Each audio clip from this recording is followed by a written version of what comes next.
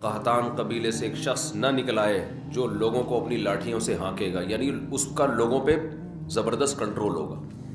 تو قحطان یہ ابو الیمن، یمن کی نسل جس سے چلی ہے نا، یمنیوں کی، تو یمنیوں میں ایک شخص پیدا ہوگا وہ قرب قیامت میں۔ چلیں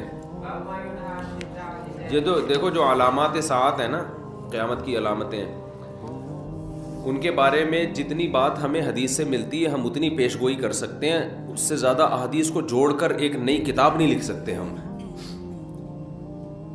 سمجھ رہے ہو؟ آج کل یہ بڑا مسئلہ چل رہا ہے مارکیٹ میں کہ یوٹیوب پہ کچھ اسکالرز آ رہے ہیں یا کچھ لوگوں نے نا پوری احادیث کو جوڑ کے نا ایک پورا پیش گوئیاں کی ہوئی ہیں کہ اتنے سال میں صدام حسین دریافت ہوگا، پھر اس کے بعد یہ ہوگا، پھر اس کے بعد یہ ہوگا، پھر یہاں سے آپ ٹن ماریں گے، پھر یوں جائیں گے، پھر 300، پھر 2000 فلانے میں یہ ہوگا، تو پھر 6 میں یہ ہوگا۔ وہ جب نہیں ہوتا تو لوگ قرآن و سنت سے بدگمان ہوتے ہیں کہ دیکھو حدیثوں میں تو تھا لیکن ہوا کچھ بھی نہیں۔ ہر مجدون کے نام سے کتاب آئی تھی صدام حسین پہ، انہوں نے سب کچھ امام مہدی والی سے متعلق جتنی حدیث ہیں وہ سب فٹ کر کے، تو میں نے وہ کتاب پڑھی نہیں تھی۔ میں نے کہا یار یہ جو چیزیں نبی سے منسوس ہیں نا وہ تو ہم نے پڑھی ہوئی ہیں حدیث میں، یہ تو انہوں نے جوڑا ہے اپنے انداز سے جوڑا ہے نا۔ تو مجھے بہت لوگوں نے کہا یہ پڑھو، میں نے نہیں پڑھی۔ میں نے کہا میرا دل ہی نہیں آتا اس کے اوپر، پڑھ کے دماغ خراب ہوگا اور کچھ بھی نہیں ہوگا۔ تو جب صدام حسین کو پھانسی پہ لٹکا دیا نا تو وہ کتاب ہی غلط ثابت ہو گئی، کیونکہ اس میں یہ اتنی تھا کہ پھانسی پہ لٹکے گا، اس میں کچھ اور تھا کہ آگے جا کے بہت کچھ علاقے فتح کرنے اس نے۔ تو اس لیے یہ کام چھوڑ دینا چاہیے۔ جو چیز جتنی مبہم حدیث میں رکھی ہے اس میں کوئی حکمت ہے تو اس کو مبہم طور پر ہی بیان کرنا چاہیے۔ تو جو ہے جیسے یاجوج ماجوج کا ہے، بس اس کو اجمالی طور پر ہمارا عقیدہ ہے کہ یاجوج ماجوج دنیا میں کہیں ہیں اور ایک نہ ایک دن نکلیں گے، حضرت عیسیٰ علیہ السلام ان کو قتل کریں گے۔ تو کیا ہیں کہاں ہیں ہمیں معلوم نہیں ہے۔ حضرت عیسیٰ ابن مریم نازل ہوں گے، ان کے بارے میں اتنی حد تفصیل جو ہمیں بتا دی گئی ہے، دمشق میں آئیں گے، ٹھیک ہے نا، مسجد کے مینار پہ اتریں گے، یہ بات ہمیں بتا دی گئی ہے۔ انہی کے دور میں امام مہدی بھی ہوں گے، امام مہدی ان کو نماز کے لیے آگے کریں گے، مگر وہ نماز کے لیے آگے نہیں بڑھیں گے۔ بس کس سن میں آئیں گے اس کا قرآن و سنت میں کوئی تذکرہ نہیں ملا۔ آئیں گے دمشق میں، صحیح ہے نا؟ نہیں میں نے کبھی نہیں کہا 2025 میں۔ تو وہ یہ سب چیزیں اپنی جگہ ہیں۔ باقی ہم نے جو فیصلے کرنے علامات ساعت کو دیکھ کے نہیں کرنے، ہم نے موجودہ حالات کو دیکھ کر جو گراؤنڈ ریئلٹی ہمیں جس سمت میں چلنے کا حکم دے رہی ہے ہم نے اس کے حساب سے فیصلے کرنے ہیں۔ سمجھتے ہو کہ نہیں سمجھتے؟ مثال کے طور پر ہوتا ہی کوئی بھی آدمی خروج کرنا شروع کر دیتا ہے اسٹیٹ کے خلاف، یا کہیں بھی کسی ملک میں دھماکے شروع کر دیتا ہے اور کہتا ہے اصل میں خراسان سے ایک لشکر نکلنے والا ہے، حدیث میں آتا ہے، تو میں اس لشکر کے لیے لشکر تیار کر رہا ہوں چھوٹا، تاکہ وہ بڑے لشکر میں ضم ہو جائے۔ یہ چل رہا ہے مارکیٹ میں۔ تو بس امام مہدی آنے والے ہیں، تو وہ دیکھو حدیثوں میں تو آتا ہے جب یہ ہوگا تو پھر وہ دیکھو ابھی امام مہدی آنے والے ہیں، ابھی یہ دھماکہ کرنا ہے، ہم نے فلاں جگہ بم رکھنا ہے، تو بھائی لشکر تیار ہو رہا ہے نا، تو خلاف خلیفہ بھی آ رہا ہے، تو ہم امام مہدی کے ساتھ ملیں گے۔ تو آپ کب آ رہے ہیں بھائی؟ حدیثوں میں ملتا ہے دیکھو، تو وہ یہ لشکر ہوگا، اور خراسان میں ابھی دیکھو بم پھٹائے گا نہیں پھٹا، تو یہ وہی امام مہدی کا لشکر تیار ہو رہا ہے۔ بھائی ہمیں کیا پتہ یہ وہ والا ہے یا وہ والا بم پھٹائے، یا وہ والا جو امام مہدی کے دور میں پھٹے گا وہ بعد میں جا کے پھٹے گا، ہمیں کیا پتہ یار۔ تو وہ جب اللہ نے جو کام کرنا ہے وہ اللہ کو کرنے دو، آپ اپنے حساب سے دیکھ کے چلو گے، سمجھتے ہو؟ تو لوگوں کی صلاحیتوں کو بہت ضائع کیا جاتا ہے، سمجھتے ہو؟ جب وہ ہوگا تو وہ اس کی علامات پوری بتائی گئی ہیں کہ جو ہے نا وہ پتہ چل جائے گا آپ کو۔ جیسے نبی صلی اللہ علیہ وسلم کی نبوت جب ظاہر ہوئی تو پہلے سے یہود و نصارہ انتظار کر رہے تھے نا نئے نبی کا، تو جب ایک پیغمبر ظاہر ہوئے اور آگے حضرت ابو ذر کا ایمان کا واقعہ آ رہا ہے، کیسے انہوں نے تلاش کیا نبی صلی اللہ علیہ وسلم کو اور علامات دیکھ کر کیسے اندازہ لگایا انہوں نے۔ تو وہ اللہ تعالیٰ پھر ایسے نہیں رکھتے کہ 2-4 آدمیوں پر، وہ پھر اللہ اس کو منوا کے چھوڑتے ہیں جب کوئی کسی شخصیت کو اللہ اوپر لانا چاہتے ہیں نا۔ تو پھر نبی صلی اللہ علیہ وسلم نے جب دعویٰ کیا تو آپ کی دعوت پھیلی ہے، آپ کے معجزے ظاہر ہوئے ہیں، پھر لوگ جوک در جوک ایمان لانا شروع ہوئے۔ تو حضرت مہدی کا بھی ایسا ہی ہوگا کہ ایسا نہیں ہوگا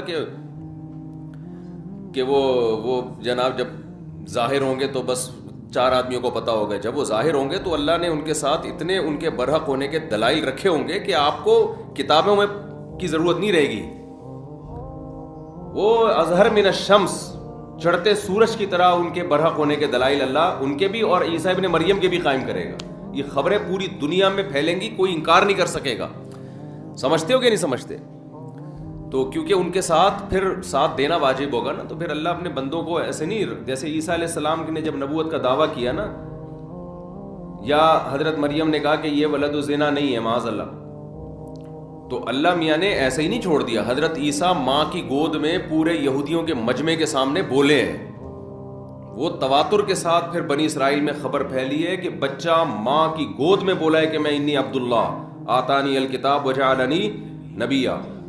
تو اتنا تواتر کہ جس میں جھوٹ کا امکان ہی ختم ہو جائے. ایک آدمی نے نہیں کہا کہ میں نے بچے کو ماں کی گود میں بولتے ہوئے دیکھا ہے. پورے یہود کے بڑے بڑے جتنے بھی علماء صلحاء سارے اس مجمع میں موجود تھے، سب کے سامنے عیسیٰ ابن مریم نے گواہی دی ہے. اور پھر صرف اتنا بھی نہیں، اس کے بعد کنٹینیو مسلسل آپ کی نبوت کی شہادتیں ملتی رہی ہیں ان کو. تو اللہ تعالیٰ پھر تبھی تو دیکھو یہ جو آج یورپ میں اتنا گوروں نے حکومت کی ہے نا اتنی بڑی دنیا پر، تو یہ کیا تھا؟ یہ عیسائیت کی بیس پہ ریاستیں خلافتیں قائم ہوئی نا. آج جو پورا یورپ ہے، یہاں جب گورے آئے انہوں نے مذہب کو نکال دیا، تو یہ ان کی حکومتیں مذہب کی بیس پہ ہی تو قائم ہوئی تھیں کہ پیچھے ایک پیغمبر کا نام استعمال کیا نا انہوں نے، عیسیٰ ابن مریم کا.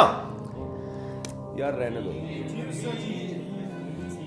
دیکھو دنیا میں اتنے بڑی پاورفل ریاست قائم کرنا، اس کے لیے ٹھیک ٹھاک قربانی چاہیے. بے تحاشا گاجر مولی کی طرح کٹے ہوں گے. تو اس کٹنے کے پیچھے ایک سچے پیغمبر کی موٹیویشن تو ہو سکتی ہے، بغیر اس موٹیویشن کے کوئی نہیں کٹتا اس طریقے سے. تو یہ عیسیٰ ابن مریم کا نام تھا جس کی بیس پر عیسائیت نے دنیا میں راج کیا ہے. ورنہ یہ نہ بنتا یہ آج پورا لندن اور یہ فرانس اور یہ جتنے بھی یورپ کے کنٹریز ہیں، اور اس کے لیے تو ہمارے ریاستیں بھی انہی کے ہاتھ میں تھی نا، اتنے پھیلے دنیا میں. ماضی کی بات کر رہا ہوں.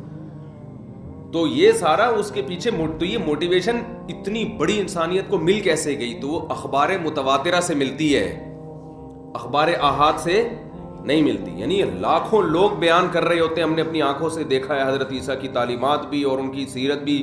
اس کے بعد جا کے لوگ، جیسے نبی صلی اللہ علیہ وسلم کا تھا، تو اس کے بعد جب اسلام آیا تو پھر وہ کتنی بڑی بڑی ریاستوں سے تھوڑے تھوڑے مسلمانوں کی جنگیں ہوئی ہیں. تو وہ کیوں فتح ہوئی؟ ان کے پیچھے رسول اللہ صلی اللہ علیہ وسلم کی شخصیت تھی. تو لوگ ان پر ایمان لے کر آئے. تو یہ ایمان اتنا پاورفل تھا کہ یہ 2-4 خبروں والا ایمان نہیں تھا. ہزاروں لوگوں نے آپ کی سیرت کو دیکھا، پھر لاکھوں نے اس کو نقل کیا. تو وہ جو موٹیویشن ملی اس سے پوری یہ پہلے بنو امیہ کی خلافت، اندلس کی خلافت، بنو عباس کی خلافت، پھر خلافت عثمانیہ، یہ ساری چیزیں سمجھتا ہے کہ نہیں سمجھتا؟ اور آج بھی جو جنگیں ہو رہی ہیں، اگر مسلمان زندہ باقی رہ گئے ہیں تھوڑے سے، تو اس کے پیچھے مذہب کی موٹیویشن ہے. تو یہ جعلی چیزوں کی موٹیویشن اتنی پاورفل نہیں ہوتی. بتانے کا مقصد یہ ہے. تو یہ خود یہ جو سب سے پہلے یہودیوں نے دنیا پہ حکومت کی، پھر عیسائیوں نے، پھر اسلام نے، تو ہمیشہ بڑی بڑی ریاستیں آسمانی مذہب ہی کی قائم ہوئی ہیں. تو خود یہ بات بھی آسمانی مذاہب کے سچے ہونے کی دلیل ہے. کسی باطل بیس پر اتنی بڑی ریاستیں قائم ہوتی نہیں ہیں، کیونکہ اس کے لیے ٹھیک ٹھاک قربانی چاہیے. وہ قربانی حب مال اور حب جاہ والے دیتے نہیں ہیں، الا یہ کہ پاور بہت ہو تو پھر دے دیتے ہیں. وہ پھر تو قربانی رہتی نہیں نا. عمرو بن دینار کہتے ہیں حضرت جابر بن عبداللہ رضی اللہ عنہ کو یہ کہتے ہوئے سنا کہ ہم نے نبی کے ساتھ ایک غزوہ میں شریک ہوئے تو مہاجرین میں بھی کچھ لوگ آپ کے ساتھ آ گئے، حتیٰ کثروا، مہاجرین بہت ہو گئے. وکان من المہاجرین رجل اللعاب، مہاجرین میں ایک شخص تھا جو مزاح بہت کرتا تھا. ان کی عادت کیا تھی؟ مزاح کی. تو انہوں نے کیا کیا؟ فکسا انصاریا، کسی انصاری صحابی کے جو پشت ہے نا اس پہ ہاتھ مارا، کولوں پہ ہاتھ مارا ایسے مذاق میں. ان کو غصہ آ گیا. فغضب الانصاری غضبا شدیدا، بہت سخت غصہ آ گیا انصاری کو. حتی تداعوا، ایک دوسرے کو بلانا شروع کر دیا، بھائی اس نے مجھے تنگ کیا ہے، آئے ہو بھائی ذرا اس سے انتقام لیتے ہیں. انہوں نے کہا، جب لڑائی شروع ہوئی تو انصاریوں نے کہا کہ یا الانصار، اے انصاریوں ادھر آ جاؤ. سارے انصاری جمع ہو جائیں، ان سے ہم نے جھگڑا کرنا ہے. تو مہاجر نے کہا کہ اے مہاجرو ادھر آ جاؤ. تو اب یہ قوم پرستی کی جنگ شروع ہو گئی نا. بھائی وہ کہہ رہے ہیں کہ جو بھی انصار ہیں وہ ادھر آ جائیں. مہاجروں نے کہا جو مہاجر ہیں ادھر آ جائیں. نبی صلی اللہ علیہ وسلم نے نکلے تو فرمایا، ما بال دعوی اہل الجاہلیہ، یہ جاہلیت والے دعوے کا کیا حال ہے؟ یہ کون سے تم باتیں کر رہے ہو؟ اب دیکھو یہاں قومیت کا استعمال کس کے لیے ہو رہا ہے؟ لڑوانے کے لیے. یہاں قوم پرستی تعصب ہے، حرام ہے، ناجائز ہے.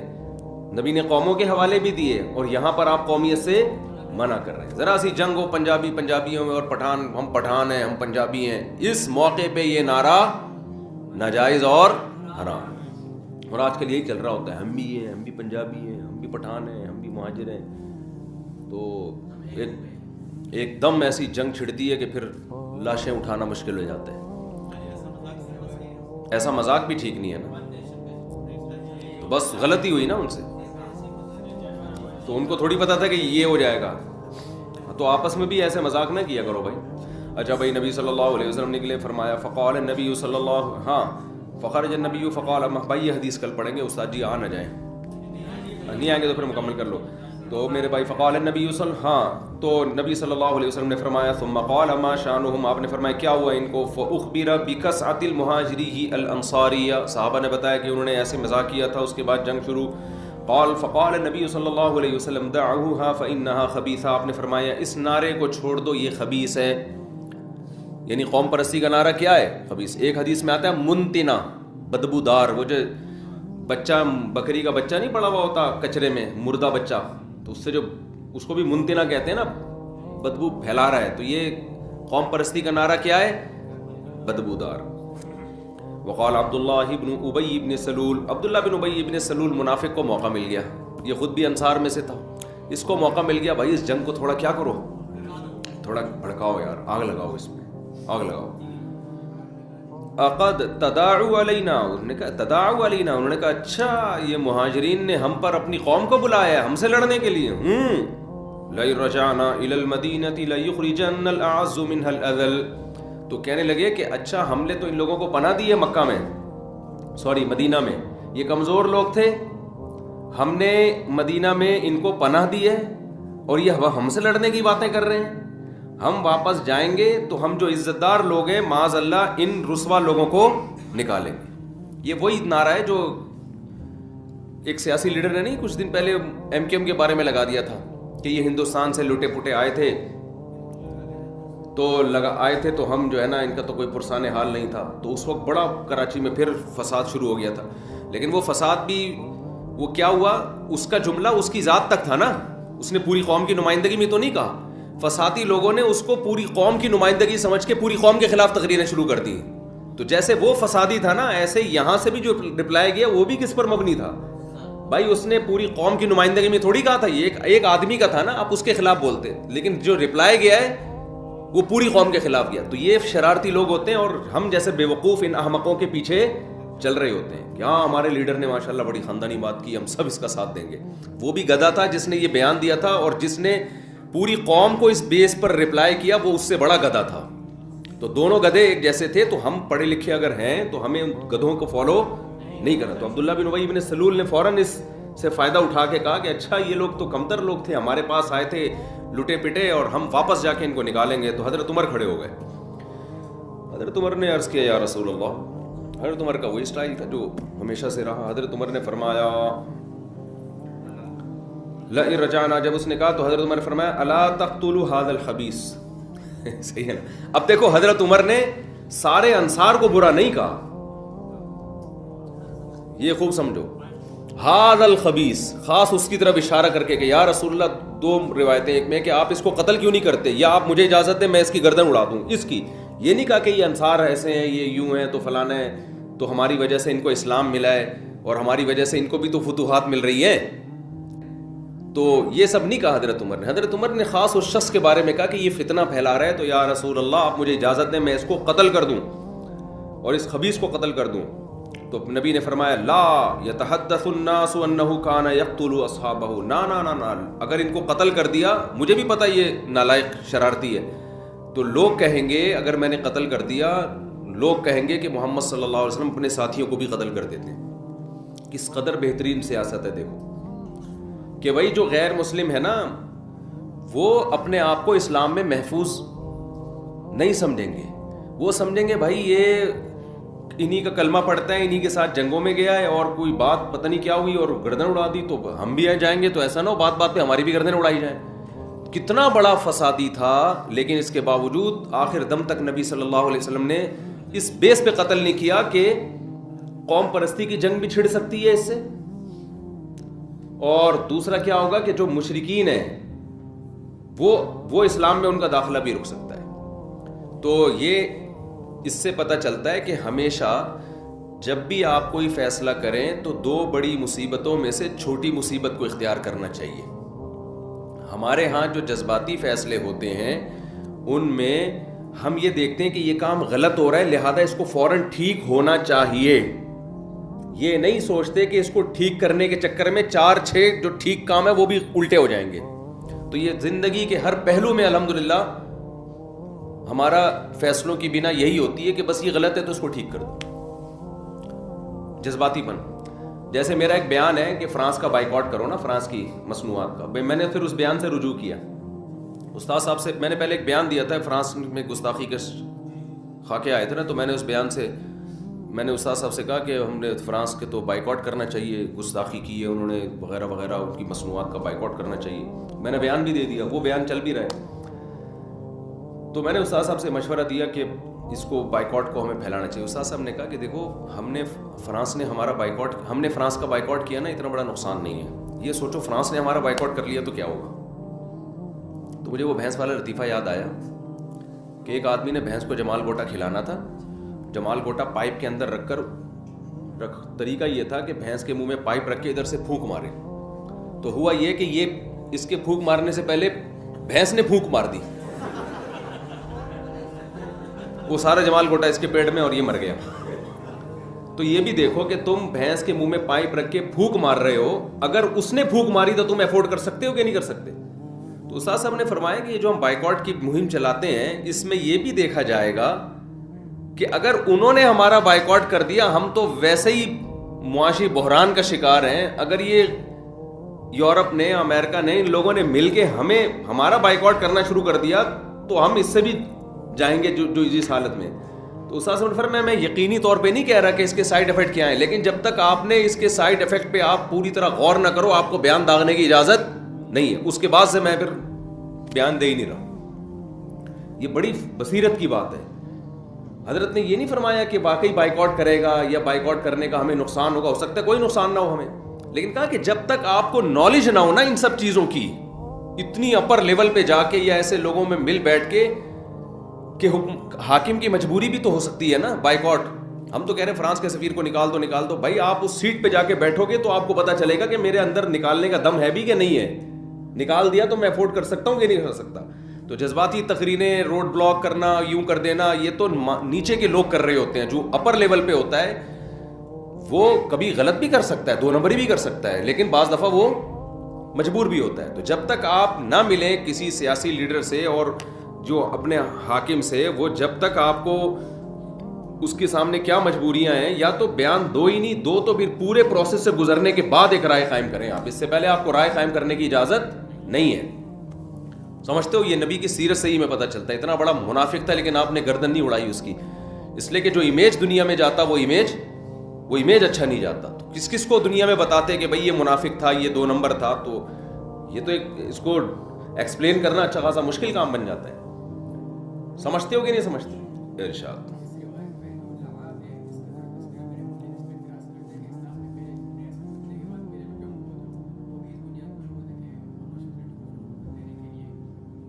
وہ پاگل لوگ ہیں یہ تو، انہوں نے ان کے کولے پہ ایسے ہی ہاتھ مارا نا جیسے مذاق میں نہیں لوگ مار رہے ہوتے تب کی. تو یہ کہہ رہے ہیں ملحد لوگ اس پہ وہ کرتے ہیں کہ اسلام میں جو یہ جنگ شروع ہوئی اور اس کی نیت غلط تھی.